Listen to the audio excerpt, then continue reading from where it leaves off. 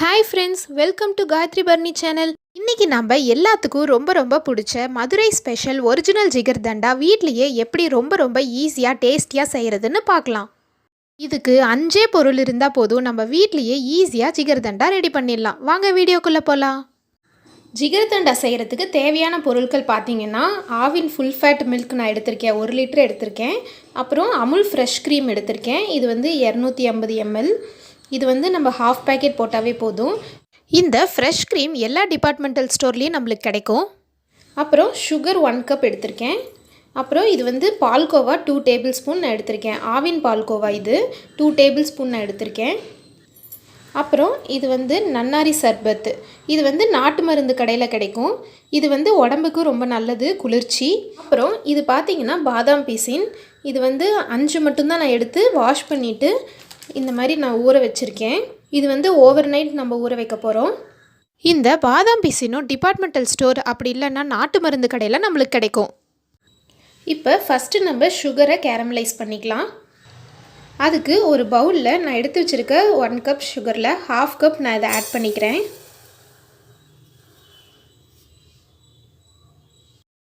இதை நம்ம தண்ணி ஊற்றாமல் கலந்து விட்டுட்டே இருக்கணும். இதை வந்து ப்ரௌனிஷான கலரில் மாறுற அளவுக்கு நம்ம காய்ச்சி எடுத்துக்கலாம். சுகரை நம்ம எதுக்கு கேரமலைஸ் பண்ணுறோன்னு பார்த்தீங்கன்னா, ஜிகர்தண்டாக்கு இது ஒரு ப்ரௌனிஷான நல்ல ஒரு கலர் கொடுக்கும். அதுக்காக தான் நம்ம இதை கேரமலைஸ் பண்ணுறோம். நம்ம கலருக்காக எந்த ஒரு எக்ஸ்ட்ரா ஏஜென்ட்டுமே நம்ம ஜிகர்தண்டாவில் சேர்த்திக்க போகிறதில்ல. இந்த சுகர் சிரப் மட்டும்தான் நம்ம இதில் ஆட் பண்ணிக்க போகிறோம். பாருங்கள், இது அப்படியே ப்ரௌனிஷான கலரில் வந்துருச்சு. இங்கே பாருங்கள், பபிள்ஸ் ஃபார்ம் ஆயிடுச்சு. இந்த மாதிரி கொதிச்சு வர சமயத்தில் நம்ம கொஞ்சமாக தண்ணி ஆட் பண்ணிக்கலாம்.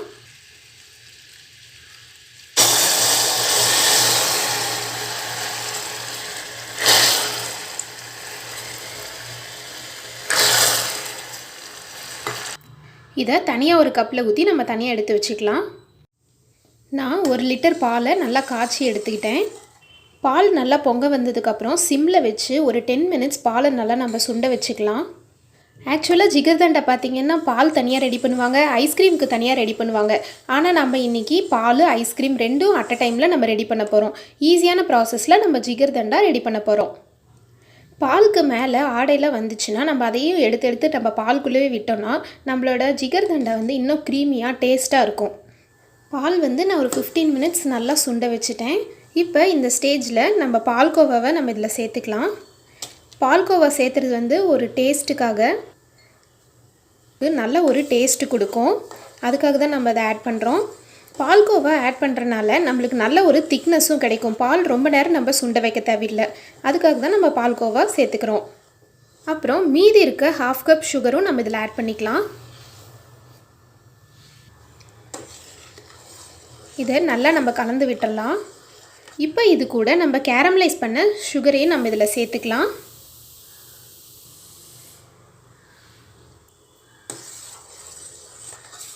நான் கேரமலைஸ் பண்ணி வச்சுருந்த எல்லா சுகர் சிரப்புமே நான் அதில் ஆட் பண்ணிட்டேன். உங்களுக்கு பார்க்கும்போதே தெரியும், பால் பாருங்கள் எவ்வளோ ப்ரௌனிஷான கலரில் நம்மளுக்கு வந்திருக்கு. இதை நீங்கள் டேஸ்ட் பண்ணி பார்த்துட்டு உங்களுக்கு சுகர் பத்தலைன்னா நீங்கள் இன்னும் கொஞ்சம் எக்ஸ்ட்ரா சுகர் ஆட் பண்ணிக்கலாம். இப்போ நம்மளுக்கு ஜிகர்தண்டாக்கு தேவையான பாலும் நம்ம இதிலேருந்தே தனியாக எடுத்து வச்சுக்கலாம். பாருங்கள், பால் நான் தனியாக எடுத்து வச்சுருக்கேன். இது ஆறுனதுக்கப்புறம் நம்ம ஃப்ரிட்ஜில் வச்சுக்கலாம். இப்போ மீதி பால்லேருந்து நம்ம ஐஸ்கிரீமுக்கு ரெடி பண்ணிக்கலாம். இப்போ கார்ன்ஃப்ளவர் மாவு நான் 1 ஸ்பூன் தண்ணியில் கரைச்சி வச்சுருக்கேன். நம்ம இதை வந்து இதில் சேர்த்துக்கலாம். பால் நல்லா ஒன்றா திரண்டு வரதுக்காக நான் கார்ன்ஃப்ளவர் மாவும் ஆட் பண்ணிக்கிறேன். பாருங்கள், கார்ன்ஃப்ளவர் மாவு நம்ம ஆட் பண்ணதும் பால் நல்லா ஒன்றா திரண்டு வருது. இப்போ நம்ம ஸ்டவ் ஆஃப் பண்ணிக்கலாம். இது நல்லா ஆறுனதுக்கப்புறம் நம்ம மிக்சியில் போட்டு பிளெண்ட் பண்ணிக்கலாம். நம்மளோட ஐஸ்கிரீமுக்கான பால் நல்லா ஆறிடுச்சு. நம்ம இது வந்து மிக்சி ஜாரில் ஆட் பண்ணிக்கலாம்.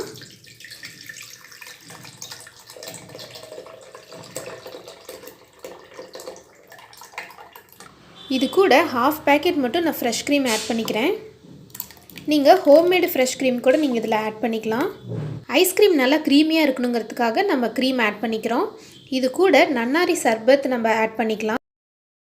ஐஸ்கிரீம் நல்ல ஒரு ஃப்ளேவருக்காக நான் 2 ஸ்பூன் நன்னாரி சர்பத்தை நான் ஆட் பண்ணிக்கிறேன். இதை நல்லா நம்ம பிளெண்ட் பண்ணி எடுத்துக்கலாம். நல்லா பிளெண்ட் பண்ணியாச்சு. இதை வந்து நம்ம ஒரு ஏர்டைட் கண்டெய்னரில் நம்ம ஸ்டோர் பண்ணிக்கலாம்.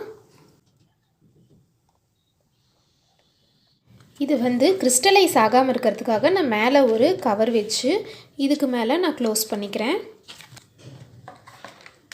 இதை நம்ம ஓவர் நைட் ஃப்ரீசரில் வச்சு எடுத்துக்கலாம். நான் இன்றைக்கி ஜிகர்தண்டா இந்த கிளாஸில் தான் சர்வ் பண்ண போகிறேன். நம்ம 5 மட்டும் பாதாம் பீஸைன்னு ஊற வச்சோம் இல்லையா, அது ஓவர் நைட் ஊற வச்சதுக்கப்புறம் பாருங்கள் எவ்வளோ நிறையா குவான்டிட்டி நம்மளுக்கு வந்திருக்கு. ஜிகர்தண்டாக்கு பாலும் நான் ஃப்ரிட்ஜில் வச்சு எடுத்துக்கிட்டேன். ஐஸ்கிரீமும் நான் ஓவர் நைட் ஃப்ரீஸ் பண்ணி எடுத்துக்கிட்டேன். இப்போ ஃபஸ்ட்டு பாதாம் பீஸன் நம்ம 2 ஸ்பூன் நம்ம இதில் சேர்த்துக்கலாம். அடுத்தது நம்ம ரெடி பண்ணி வச்ச ஜிகர்தண்டா பாலையும் நம்ம இதில் சேர்த்துக்கலாம்.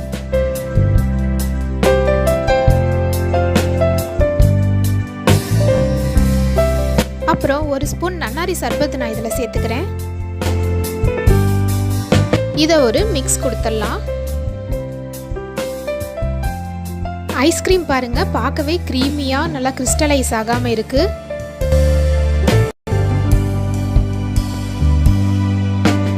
இப்போ ஐஸ்கிரீமையும் நம்ம ஜிகர்தண்டால சேர்த்துக்கலாம்.